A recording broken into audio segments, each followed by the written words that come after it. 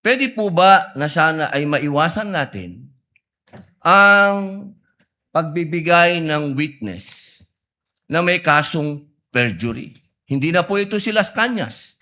Ang sinasabi ko po ay yung dalawang mahal nating witness, si Attorney Jeremy Lotok at si NBI Agent Talilong, na sa mga oras na ito ay may kasong hinaharap na perjury. I would like to take exception to the question and manifestation of the Honorable Senator Judge Robin Padilla. First of all, we were able to verify already that there are no cases pending against the prosecution witnesses.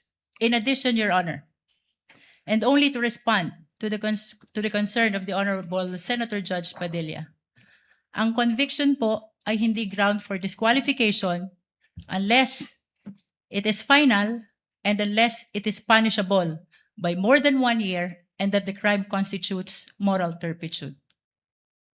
Alam niyo po, napakaganda po ng inyong sagot. Sana hindi one-sided ang ating persecution. Ano? Kasi, alam niyo, pag kayo ang pagpabor sa inyo,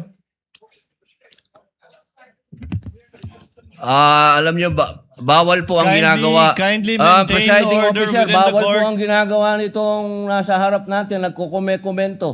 Kindly maintain order in the court. The Sergeant at Arms, by authority of the Senate President, is directed to kindly maintain. Hindi po order in the sila court. allowed mag-ingay. Korte po ito. Thank you. You may proceed, Senator Judge. Who was speaking? Ako po. You may proceed, Senator Judge. I was Padilla. interrupted. With due English. apologies.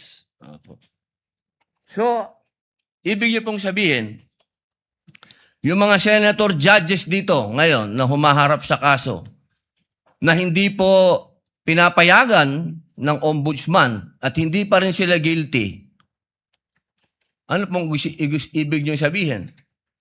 Your Honor, with all due respect, ang question niyo po kanina ay kaugnay ng pagtistigo.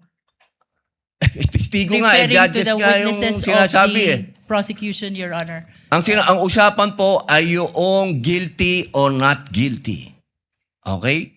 So, tatanong na po ako ng bago. Opo. Pwede po ba? May I be clarified, Your Honor, on your last question about the senator you said are facing cases? Lead counsel, I think that was more Alam of niyo a- po, malinaw na po yung sinabi ko and wala po kayong karapatan magtanong Hindi, sa Senator Judge. diliwanagin ko nga po. I think Senator Judge Padilla was making a manifestation and not posing a question to the lead prosecutor in relation to our two colleagues.